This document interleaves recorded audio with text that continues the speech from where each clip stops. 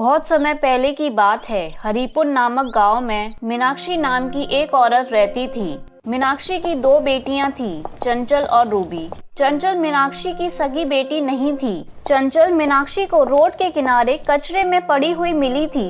चंचल स्वभाव की बहुत अच्छी लड़की थी और मीनाक्षी कभी भी चंचल और रूबी में भेदभाव नहीं किया करती थी। दोनों को बराबर प्यार देती थी। चंचल को कभी भी सौतेली होने का एहसास मीनाक्षी ने नहीं होने दिया था, लेकिन दूसरी ओर रूबी चंचल को बिल्कुल पसंद नहीं करती थी। वो चंचल से जलती थी क्योंकि सभी लोग चंचल की बहुत तारीफ करते थे, क्योंकि चंचल बहुत होशियार और समझदार थी। कुछ समय पहले मीनाक्षी के पति की कार हादसे में मृत्यु हो जाती है और अब उनके घर में कोई भी कमाने वाला नहीं था। चंचल को बहुत अच्छे लहंगे सिलने आते थे, इसलिए वह सिलाई का काम करना शुरू कर देती है। लोगों को चंचल के बनाए हुए लहंगे बहुत पसंद आते थे और उसका काम अच्छा चलने लगा था।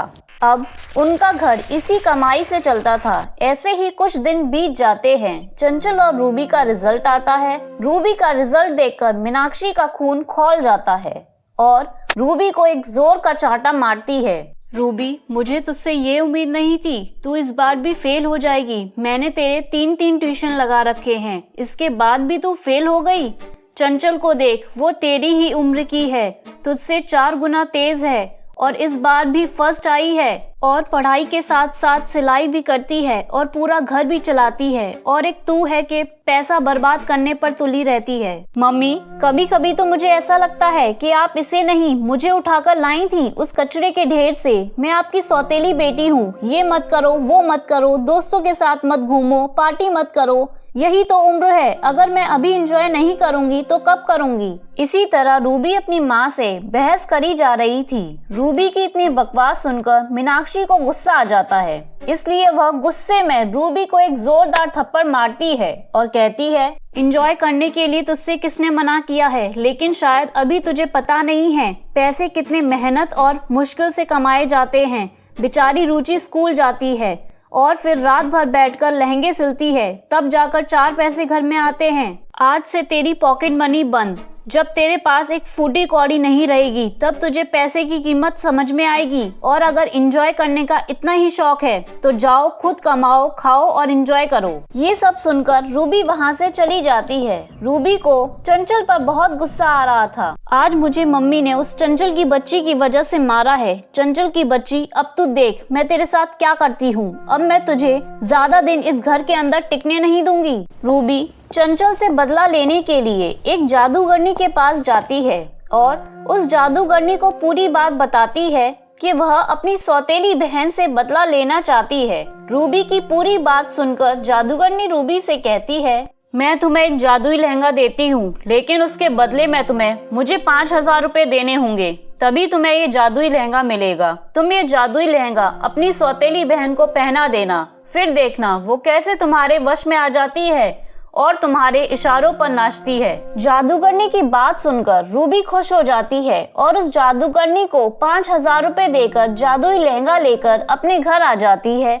घर आने के बाद रूबी चंचल को वो लहंगा पहनने के लिए बहुत जोर देती है और आखिर में वो लहंगा चंचल पहन ही लेती है। लहंगा पहनने के साथ ही चंचल रूबी के वश में आ जाती है। सुन चंचल की बच्ची, मेरी माँ के पास जा और उनकी इंसल्ट करके आ। चंचल ने जादुई लहंगा पहना हुआ था, इसलिए वह रूबी के इशारों पर नाचने लगती है।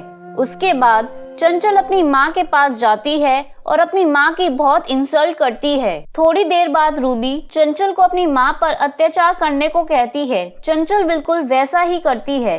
चंचल मीनाक्षी के कमरे में जाती है और मीनाक्षी के हाथों को पकड़कर पीछे मोड़ देती है और कहती है, क्यों री मीनाक्षी, तू मुझसे प्यार से सारा काम करवा लेती है। कान खोलकर सुन ले, अब से मैं तेरा कोई भी काम नहीं करूंगी और ना ही सिलाई करूंगी और ना घर का काम करूंगी। अब से सारा काम तू करेगी, सिलाई भी तू करेगी, समझ आया? चल जा, अब जल्दी से मेरे लिए गर्मा गर्म कॉफी बनाकर लेकर आ। चंचल बेटी, तुझे अचानक क्या हो गया है? तू मेरे साथ ऐसा बर्ताव क्यों कर रही है? मेरा हाथ छोड़, मुझे बहुत दर्द हो रहा है। बचपन से लेकर आज तक मैंने तुझे कभी कुछ नहीं कहा। मैं तुझे अच्छी बेटी समझती हूँ, फिर भी तू मेरे साथ ऐसा कर रही है। चुप कर बुढ़िया, बहुत सुन ली तेरी बकवास। अब जल्दी से जा, मेरे लिए गर्मा गर्म कॉफी बनाकर लेकर आ। समय बर्बाद मत कर।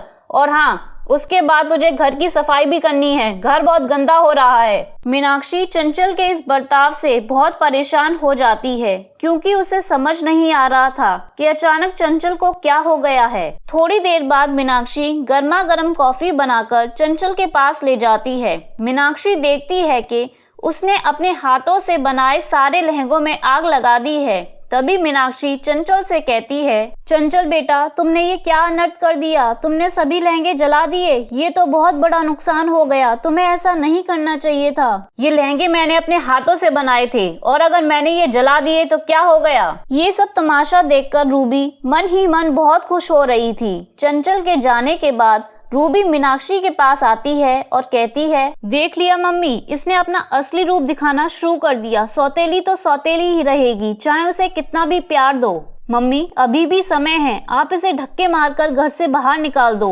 वरना वो समय दूर नहीं जब ये हम दोनों को धक्के मारकर इस घर से बाहर निकाल देगी। मीनाक्षी बिना सोचे समझे रूबी की बात मान लेती है और चंचल को घर से बाहर निकाल देती है। चंचल को कुछ समझ नहीं आ रहा था कि उसने अपनी माँ के साथ बदतमीजी कब की। चंचल को नहीं पता था कि ये सब उस जादुई लहंगे का किया धरा है। 2 दिन बीत जाते हैं। चंचल को कहीं रहने का ठिकाना नहीं मिल रहा था। ऐसे ही वह थक हार कर एक पार्क में बैठ जाती है और मन ही मन कहती है, भगवान, मुझे नहीं पता मैंने अपनी माँ के साथ बदतमीजी कब की। ऐसा कहते हुए चंचल बहुत रो रही थी। तभी वहाँ पर एक परी आती है और चंचल से कहती है, मैंने तुम्हारी सारी बातें सुन ली हैं चंचल, मैं तुम्हारी मदद करना चाहती हूँ। मैं तुम्हें एक जादुई लहंगा देती हूँ, जिसे पहनते ही सारी सच्चाई तुम्हारे सामने आ जाएगी। परी की बातें सुनकर चंचल खुश हो जाती है और फिर परी अपनी जादुई छड़ी की मदद से वहाँ एक जादुई लहंगा प्रकट कर देती है। चंचल जैसे ही वह जादुई लहंगा पहनती है, उसको सारी सच्चाई पता चल जाती है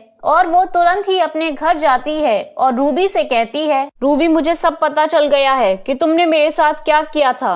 अब भी समय है, सब कुछ सच बता दो। चंचल रूबी से सच पूछने की बहुत कोशिश करती है, लेकिन रूबी सच नहीं बताती। तभी उस जादुई लहंगे में से तेज रोशनी निकलती है और अगले ही पल रूबी सारा सच बताना शुरू कर देती है। सारी सच्चाई सुनने के बाद मीनाक्षी रूबी को एक थप्पड़ मारती है और कहती है, रूबी, मुझे नहीं पता था कि तू चंचल से इतनी नफरत करती है, और तो और तूने मुझसे इसे घर से बाहर निकलवाने के लिए जादू करने की मदद ली।